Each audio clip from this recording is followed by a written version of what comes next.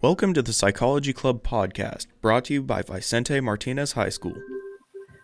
Right. Welcome to another episode of the Psychology Club podcast. I'm Amy and I'm here with Jacob. Hi, Jacob. Hello. And Robert. Hey, Robert. Hi. All right. Today we are going to be talking about toxic relationships. We are in our relationship series and toxic relationships. We were all just kind of chatting a little bit before we started recording are really, unfortunately, all too common these days. We really kind of want to do a deep dive and look at what are the signs of toxic relationships, how to get help if you're in a toxic relationship, and how to help a friend. So we're going to kick things off by kind of looking at what are the red flags? What are the signs that can sort of show you and tell you you are in a toxic relationship? It's usually once your hobbies or habits start becoming an issue. I'll say some more about that. I was in a relationship. I used to go to the gym before work and after work, and it became an inconvenience to the person I was with. My friends were becoming a problem. Mm-hmm. Anything that doesn't involve them will become a red flag for them. Yeah, that's a really, yeah. You find yourself sacrificing what you enjoy. Mm-hmm. That's great. It's a great example because of possession. Yeah. As a toxic sign, you got to look for possession because in relationships we want to feel loved and we want to feel wanted, but we have to be careful to look out for if that want becomes possession. Mm-hmm. Yeah, and it sounds like jealousy of not just other people, but also of activities. So like wanting that, yeah, all consuming, like I have to be with you 24/7. You can't do anything else. You can't see anyone else. And it's you're trying to hurt them if you are not. Yes, taking it personally, right? So like someone putting yourself first personally, or putting your health first, going to the gym, taking that personally is a sign you don't want to be with them, kind of like twisting your intent to be something malicious against them. And that's how it also sounded like is they were also trying to make you feel guilty as well for having your own life, which is also another bad sign. It's a red flag. Of course, because they want them to be your only focus. Right, which it would be fixing on isolation as well. Of course. It's fun stuff. We're using this for those watching. We're using this website called One Love has 10 signs on toxic relationships, which talks about the intensity of a relationship. If it's going too fast, too quickly, that can be toxic, where they're trying to push to and rush the relationship. There's the possession, which we talked about, the manipulation, isolation, trying to manipulate you to do things and keep you away from others. Sabotage, sabotaging your own life in benefit of theirs. Belittling, making you feel lesser than yourself, so that they feel better, so that they feel like you don't leave them. There's guilting, which makes you feel guilty for the things not something you should be guilty about. Validity, this is actually a good one of where it's about, just lost my train of thought. Sorry. Validity, unpredictability. Don't want to, if your relationship feels like the person you're with is too unpredictable, makes you scared, makes you anxious, trust your gut, and that's a toxic sign. Two other ones that aren't really talked about that often is deflecting of responsibility. Like if you say when they've done something and you guys get into an argument where you point it out and they deflect it. They make it somehow your fault, make it somehow someone else's fault. That's a very bad sign. And betrayal. These are all good things for not just romantic relationships, but also friendships. There are toxic friendships that isn't really, that I don't feel is covered as much in media and portrayals of actual real life. But all these should be looked out for in romantic and personal relationships. Yeah, and I want to highlight isolation, because that one can become really dangerous.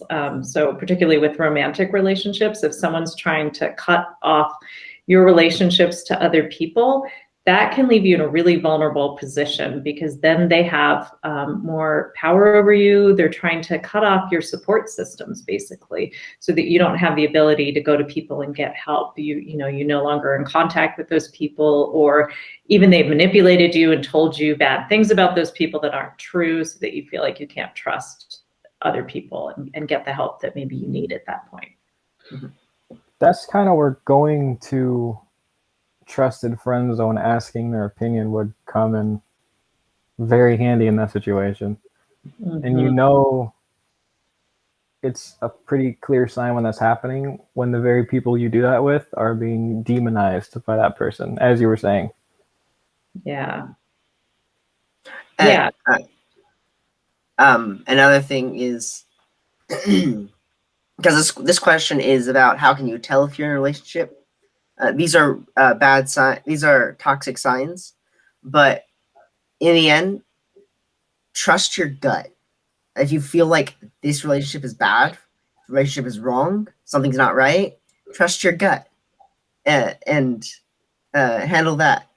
Handle it the way you feel like it should be handled when you trust your gut. And yeah, absolutely. And I think too, like if you're feeling bad around someone all the time, that's a really good indicator. Like you were talking about, Jacob, with belittling. If you just notice like you're around someone, they're putting you down, you end up like feeling kind of low and down and depressed and low self-esteem when you're around that person, that's a good time to sort of check in with yourself and be like, what's going on here? Like, I know when I'm around other people, I feel good about myself and I like feel happy, and around this person, I'm always being criticized or, made to feel less than, and is this really a person I want in my life? Is this a relationship that I want to keep going?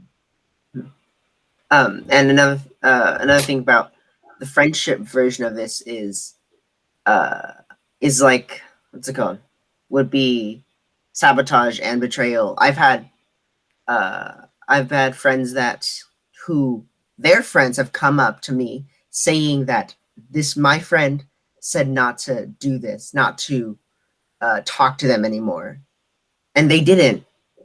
I confirmed with them, they didn't. That person who was their friend was trying to sabotage another relationship with them from someone else. They were being possessive, they were sabotaging, and they were betraying.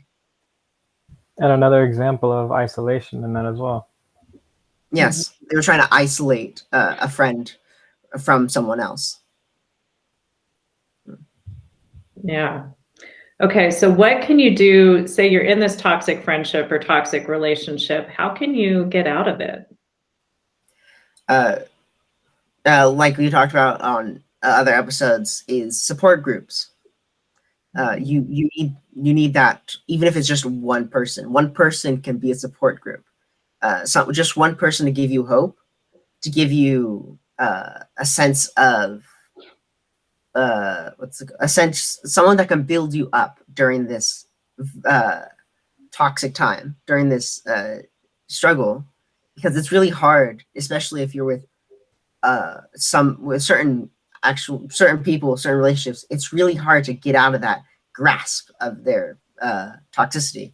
It's why the people that get out are called survivors, because they survived such a horrible ordeal. That can become your comfort as well. Mm-hmm. Because it feels as if that's where your acceptance comes from. If you've only been around people who manipulate you, who belittle you, but still make you feel somewhat wanted, it's gonna just build up and feel like that's the only place you are accepted. But in reality, you will always be able to find someone somewhere that accepts you for you, without you having to change, without you being belittled, possessed, manipulated, isolated, all this. Yeah, and we're kind of talking about this broad category of toxic relationships and including, friendships, but not all toxic relationships are violent, but that can be obviously a sign of a toxic relationship. And if you are in a violent relationship, I really encourage you to get professional additional support. There are a lot of great relationship violence hotlines you can call and you can get support, because that can be a trickier and more dangerous relationship to leave. So we're going to include some of those resources in the links below as well. So if that's the situation you're in, please, reach out, get additional support for that. Yes, that's a great point, because there are places you can go that are very exclusive to, like they're very hidden, purely for the fact of people getting out of toxic relationships, people in these abusive relationships. There is entire communities of this where you can go to, you can be safe, and you won't be found. There's extreme lengths to go to make sure that people, if you're going through this, that people like you stay safe once you're out. What helps as well, though, is you have somebody who they can kind of be the one to put the work in for you. They can set those things up for you in the process. Another important part of that is that people don't always notice when they're in one. Possession can become a violent one very quickly, unfortunately, and so can isolation. There's a reason that happens. Sometimes just having somebody around in your life that can tell you, hey, this is what I'm noticing, not tell you what you're going through, because that can be perceived as all sorts of things, but just my friends used to tell me, because it broke a very close friend of mine, told me, if you see these things again, please let me know what's happening.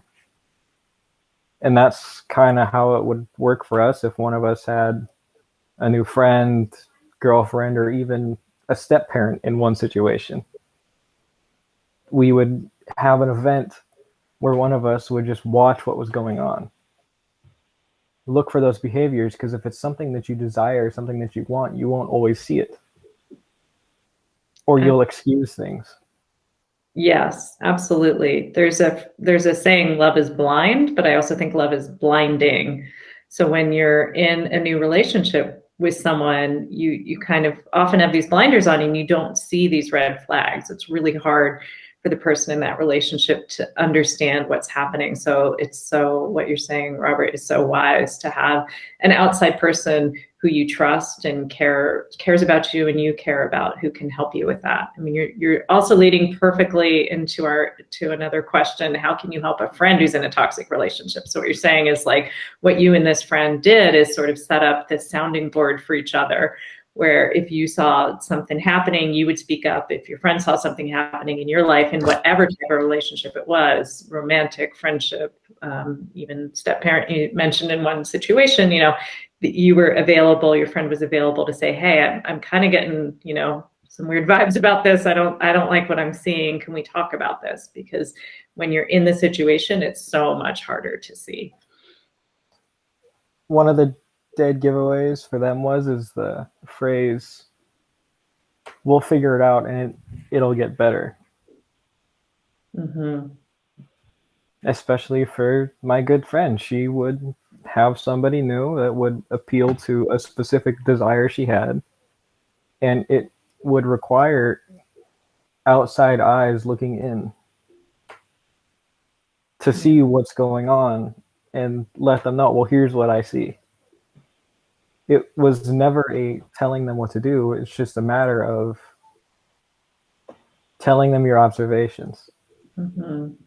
Because especially us, I'm sure you get it, Jacob. We are young and stubborn. We don't like people telling us what to do, but it comes down to if you let me know if you let me know what you see, I can then watch for that, and then I can come back to you for help, or let somebody else know what you saw, and they can look for themselves as well. Love is blinding. You are very right, and young love is very blinding. And it also, it's I had a point I was going to say. I hate my brain. Sorry. No, your brain is awesome. It's going in a lot of different directions because it's thinking of so many connections. I'll say a personal experience. I got hit, which is funny that usually it's the other way around. I got hit by my girlfriend at the time because I didn't like something I saw, which was actually betrayal. And I pointed that out. And I said I wasn't interested in hearing what they were saying. And I got hit, left just not much, but a little mark on the side of my head. And I shrugged it off and said, well, what didn't hurt, so it is what it is. We'll figure it out later. And then that's when that same friend, she said, that's not how that works. You're excusing this due to a desire you have in your heart.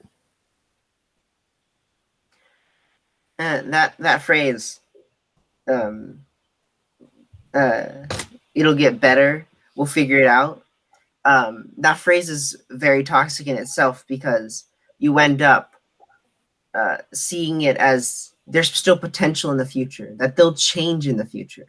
But when you go into a relationship, you should not be viewing it as you can change this person, you can make them different.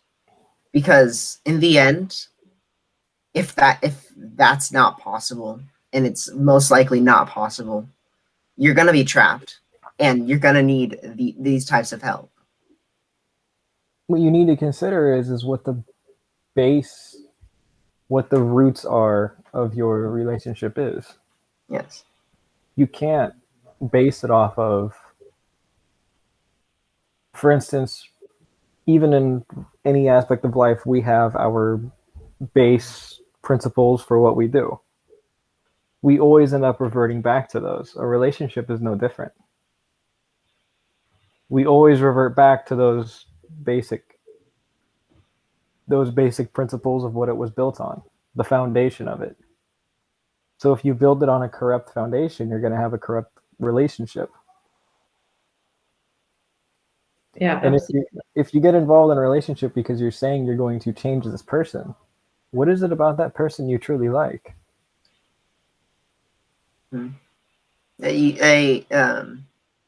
Something that happens a lot, especially when you're young, is going into a relationship and seeing it as a project. If you yourself feel a need to have a project and that ends up being a person, then that in itself is toxic. And what's great about this episode in particular is that it's not just talking about other people. We have to be careful ourselves to point out these facts because in the end, no one's perfect, and so it takes ourselves to be better and to work on ourselves. I personally have been working on myself because I have shown toxic traits and have been toxic before, and I work on myself to fix that. And so this episode is also really good to not just those in a relationship for looking at parts for other people, but also within ourselves.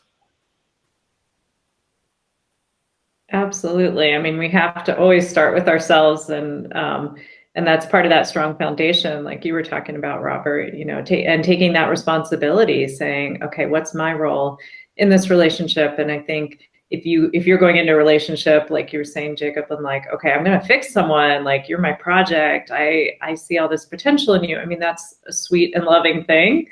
And at the same time, if someone is at a place where they're not able to be in a healthy relationship, it's not your job or your role to fix them. It's their job and their role to do that for themselves. And then if they're meant to be in your life, maybe they'll circle back around into your life at some point when they are in a better place and they are able to have a healthy relationship. And, you can sort of put your trust in that and not feel like you have to be doing that for them, because you're right. Like only they can do it for themselves. No one can change someone else. Unfortunately, that would be amazing if we could. Like, imagine the power we would all have. We could change other people, but that's a self job only. You need to be mindful too that you're not carrying my family always referred to it as your backpack. You take all your dirty laundry, right? All your bricks, and you throw it in your backpack. When you finally get out of one, you need to be mindful that you don't carry those into the next relationship. You can very easily end up doing the exact same things because you're afraid of it ending the same way. You're afraid of having the same issues. So you will unintentionally end up doing the exact same things to them. I had a girlfriend who cheated on me all the time, actually doing so, not talking to this person. Mm-hmm. And it came to the fact when I had the next relationship, I was possessive because I didn't want it to happen again. And it wasn't until that same friend gave me a bit of a slap on the back of the head, say, do you see what you're doing? So it's another point to, I guess, present. Yeah, I love that metaphor of like the bricks in your backpack, the dirty laundry that you're carrying, and the tendency that it kind of makes you almost like not just repeat, but double down. It's like, okay, wow, this went badly last time. I better double down on my possessiveness and then it won't happen this time. Or I better, do this, amp it up so that I can prevent this thing. But often that, that tension and that trying so hard to prevent something are really just preventing a healthy relationship from blossoming with, honesty and trust and openness. In communication, those things aren't able to flourish in an environment where, you're tightening up and possessive and toxic and, trying to control someone else, because that's never going to work. And all of this, this current conversation goes back to our very first episode and is a really good reason why we started with self-love. Because we want to make sure we can love ourselves and we work on ourselves before we go into a relationship.